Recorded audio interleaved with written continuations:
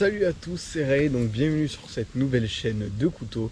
Donc j'ai une autre chaîne, je vais pas vous dire le nom parce que voilà, on s'en fout. Donc pour ceux qui me connaissent, voilà, je m'appelle Réal, et pour ceux qui me connaissent pas, ben, je m'appelle Réal. Donc ça sera une chaîne dédiée voilà, aux couteaux. Donc ça va être la première présentation de couteaux. Par contre du coup je tiens à m'excuser si on entend un peu le vent ou bien des craquements. Voilà, là par exemple, parce que tout simplement aujourd'hui il y a beaucoup de vent. Mais bon, je me suis protégé derrière un peu des bambous, on va dire, enfin plus une hutte de roseaux. Et en plus derrière mon sac, et j'ai mis le mode aussi suppression de bruit de vent sur la GoPro. Bon, sans plus tarder, on va hop, voir le couteau que je vais vous présenter. Donc c'est le Enzo Trapper 95. Donc j'ai pas fait de fiche technique ni rien, je vais pas trop rentrer dans les détails pour une première vidéo. Mais voilà, c'est un super beau couteau pour le bushcraft, car je l'ai pris en émouture scandinave, voilà. Je l'ai depuis quoi, une petite année? Non, un peu moins qu'une petite année. Ouais, ça doit bientôt taper les 1 an que je l'ai, hein, ce couteau. Ouais, peut-être 9 mois, 9 à 10 mois. Donc j'ai pas tellement eu le temps de le tester en fait, parce que au début je croyais qu'il avait une défaillance, car je me suis taillé une petite cuillère, voilà, sur une table que j'avais faite, et dedans il y avait des clous tout simplement enfoncés pour la faire tenir, et j'avais dû riper sur un clou, ce qui avait fait un petit chip sur la lame, et moi j'avais cru que c'était un souci sur la lame. Du coup je l'ai renvoyé, ça a pris un bon mois, voire 2 mois, voire même 3, juste pour faire marcher la garantie, et ils m'ont dit tout simplement non, qu'on pouvait pas le remplacer, parce que j'avais essayé de le rattraper avec ma pierre aiguisée. Il m'avait dit ouais, fallait pas le rattraper, fallait rien faire quoi. Fallait le renvoyer directement quand on avait eu le souci, ou voilà. Donc j'ai trouvé ça un peu débile, mais bon, c'est comme ça, tant pis. C'est le Enzo Trapper, comme je vous l'ai dit, mais c'est Brissa qui me l'a fait. Ouais, c'est Brissa, les fournisseurs de la lame, maintenant je pense, parce qu'il se fait un peu vieux, je crois, que ce couteau. L'acier, enfin c'est pas du coup de l'acier, mais le métal qui est, qui est utilisé pour la lame, c'est tout simplement du N690CO.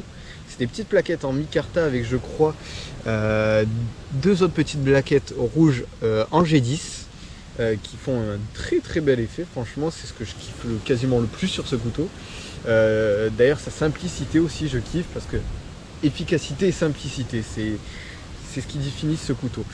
Donc que dire, je crois que la lame, d'où son nom, fait 9,5 cm, et le manche, je crois qu'il fait un peu plus, il doit faire 11 je crois centimètres, mais c'est pas du sûr. Je vous dis, j'ai pas fait de petite fiche explicative pour la première vidéo. D'ailleurs il y a un moustique. Pour la première vidéo, je me suis pas foulé, honnêtement, on va se le dire. Donc tout à l'heure il y aura des tests de coupe, voilà. Donc je vais vous dire le prix. Ce couteau est proposé tout simplement à 115 €. Enfin, le prix que je l'ai acheté. Ah, il y a un train qui va passer juste derrière, on va sûrement le voir. Ah, ça va, il va pas trop vite, il va pas trop faire de bruit. Donc je l'ai acheté voilà au prix de 115 €.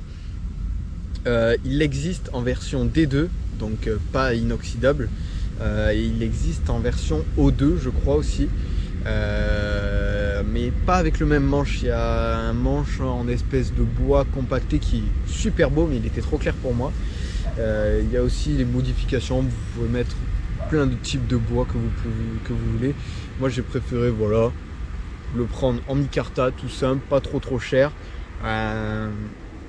Et puis surtout le bois, vous le faites tomber une fois, c'est fini, le couteau il a un pet et ça devient moche quoi. Je l'ai, oh putain je l'ai pas eu. Donc voilà, donc épaisseur de lame, je crois que c'est du 3 mm, voilà. Donc à mon avis, pour le tordre ou pour casser la pointe, va falloir y aller fort, même si c'est pas notre but. Il y a un petit trou pour mettre une dragonne, voilà. Bon, moi j'ai jamais encore mis de dragonne. Donc il y a aussi le petit étui qui est juste là. Voilà, je vous le montre. Étui en cuir. Donc il rentre très bien. Et puis il sort pas du truc, hein. Vous pouvez y aller. il sortira jamais. Et normalement il y a une autre petite partie que j'ai enlevée et j'en ai fait un porte-clés. Bon, j'ai pas pris mes clés pour vous le montrer, mais il y a une autre partie qui vient et qui le met un peu plus bas, mais du coup qui le laisse un peu plus ballant. Donc que j'ai enlevé parce que voilà, de une, ça le rendait ballant et puis c'était pas trop esthétique on va dire, et puis je préfère l'avoir fixe comme ça. Et de deux, ça me faisait un porte-clés. Alors voilà, Nick the Bee. Donc comme je vous l'ai dit, il n'y a pas de gros emplacements pour les doigts, voilà, sur le manche. C'est vraiment simplicité absolue. Donc vous voyez, hop, c'est parfait. Moi pour ma main qui est des mains de taille moyenne à mon avis, pour mon âge. Et pour les grosses mains, je pense que ça ira aussi bien, parce que regardez tout encore l'écart qu'il y a. Voilà, quand j'écarte les doigts, là je suis au maximum. Donc pour ceux qui ont des doigts de cette taille, ça va. Donc voilà, premier couteau présenté. On va aller faire des tests de coupe. Tiens, un premier. Oh, je vais tout faire tomber, ça va. Donc un roseau, voilà. Sachant qu'il n'est pas en sortie de boîte. Sortie de boîte, il était rasoir, finition miroir, il était magnifique. Donc voilà. Bon, je l'ai aiguisé avec ma petite pierre King KDS, une 1000-6000. Voilà, une des pierres les plus polyvalentes et les meilleures aussi. Elle vaut 50 €, elle fait 1000 fois le taf. Bon, voilà. Vous avez vu, le premier morceau, je l'ai pris, je l'ai éclaté. Hop, voilà. Vous voyez, c'est vraiment parfait. C'est fait pour ça, hein. Vous voulez vous tailler une petite pointe. Bon, là, ça le fera pas parce que bon, c'est du bambou, quoi. Mais voilà. Puis bon, c'est du bambou, hein. Il va falloir se calmer, hein. On se prendra, je pense, un autre exemple sur des plus gros bâtons ou des autres trucs dans le genre. Mais voilà. Donc petite présentation faite. J'ai rien pour vous le tester niveau bouffe, mais c'est pas fait trop pour la bouffe parce que c'est tout simplement ça écarte la nourriture, comme c'est une émouture scandinave et comme c'est du 3 mm la lame, il me semble, hein, c'est vraiment pas juste, mais rien qu'à l'œil, oui, je pense que c'est de la 3, voire du 3,5. Je pencherais peut-être plus pour le 3,5, mais voilà. Donc on va aller se faire ça sur des plus gros bâtons et voilà, tout simplement. Je vous dis à de suite. Donc pour ceux qui veulent plus savoir où je suis tout simplement dans une station d'épuration, voilà. Enfin une base de traitement des eaux usées, voilà. Donc comme ça c'est calme, il n'y a personne. Et puis c'est magnifique, hein, qu'on se le dise. Hein. Il y a une autre petite butée aussi derrière qui est magnifique. Et puis bon, on va pas dire ça magnifique parce que bon c'est du fait par l'humain, quoi. C'est pas naturel, mais voilà. Je tenais à vous le préciser. Bon, alors là, petit problème. Je dois traverser ça en sautant. Qu'est-ce que je ferais pas pour vous? Pour aller chercher tout simplement le bois qui est là-bas. Ça passe. Ça passe crème même. Allez, 1. Ah. Oh, putain, mais j'ai pris des bonbons dans la gueule. Bon, trouvons notre bonheur. Donc voilà, on se retrouve pour le test de coupe. J'ai trouvé un bâton sec de chez Sec. Il a eu tout le temps de sécher là où il était depuis cet été. Donc voilà, tout simplement, on va commencer. Déjà, on veut enlever ces trucs indésirables. Bon, on pourrait le faire à la main, mais c'est pas le but. On va essayer. Hop. Hop. Voilà. On va essayer de supprimer un peu tout ça là. Hop. Voilà, je ferai peut-être un peu comme un attardé, mais je sais pas trop comment m'y prendre, à vrai dire. Hein. Voilà. Du bois aussi sec, j'en travaille jamais. D'habitude, ça va au feu. Bon, voilà, vous pouvez, on peut même y aller avec le dos de la lame. Voilà. Puis après, pour les finitions, bon, voilà. Bon, après, il faut dire que je suis pas non plus dans une position. Voilà.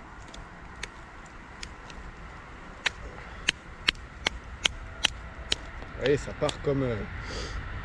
Donc, hop, on peut aussi essayer... je vais le casser en deux.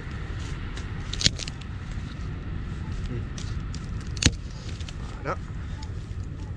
On va essayer de passer à travers ça, voilà.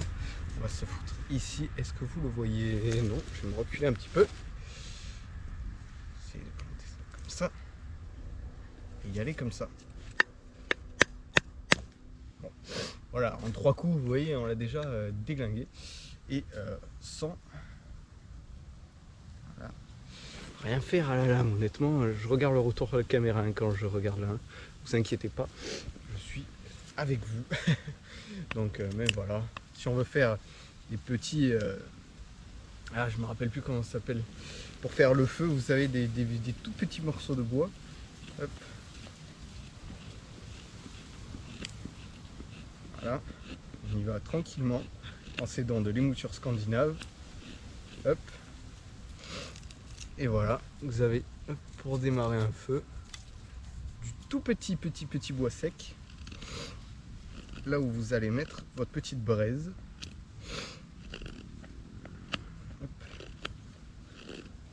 Voilà.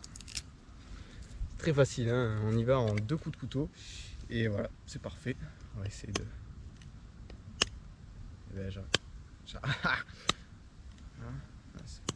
Voilà, parfait.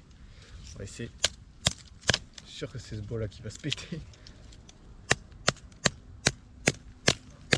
Voilà. Bon. C'est ce bois là qui pète. Et j'ai rien dans mon sac pour faire. Hop, en plus sur un putain de gros nœud. Mais sinon je serais passé à travers si j'avais vraiment un vrai truc avec quoi taper. Bon voilà. Perfect pour aller sur un camp. Test de coup pas trop stylé, voilà. On a fait quoi sur du bambou, mais vous avez vu l'efficacité du tranchant quoi. C'est fait pour ça, c'est fait pour le bushcraft. Alors, de toute façon dès qu'il y a marqué bushcraft, hein, c'est que ça marche, à part si vous êtes fait arnaquer bien sûr. Donc voilà, je vous montre une dernière fois le couteau, voilà de près, même si avec la GoPro il n'y a pas trop de focus. Voilà. Très beau couteau, 115 €. Il existe aussi en différentes tailles, il y a le Enzo Trapper 115 je crois, qui fait du coup la lame fait 11 cm 5, si je suis bon en mathématiques. Voilà. Perfect. Il existe aussi les Enzo, les tout petits, les Enzo Necker, voilà, qui sont vraiment très petits. C'est des petits, vraiment petits couteaux. Ils doivent peut-être faire une lame de 7,5 je crois. C'est Enzo Necker 75 qui s'appelle ce genre de couteau. Donc voilà. Donc je pense sortir une vidéo toutes les semaines jusqu'à temps que je n'ai plus de couteau. Donc il y aura à peu près 1, 2, 3, 4, 5, 6 vidéos on va dire. Présentation de couteau, voire plus, 7, 8. Puis après il faudra attendre que j'en refasse. Et puis je vous ferai bien sûr des vidéos sur mes campings et tout ça. Je vous emmènerai partout avec moi tant que ça parle de couteau. Donc voilà, moi je vous dis à très bientôt dans de prochaines vidéos. N'oubliez pas de vous abonner. Et si vous êtes fan de couteaux, et ben partagez voilà, à vos potes, si vous avez des potes fans de couteaux aussi. Donc voilà, je vous dis à bientôt. Ciao.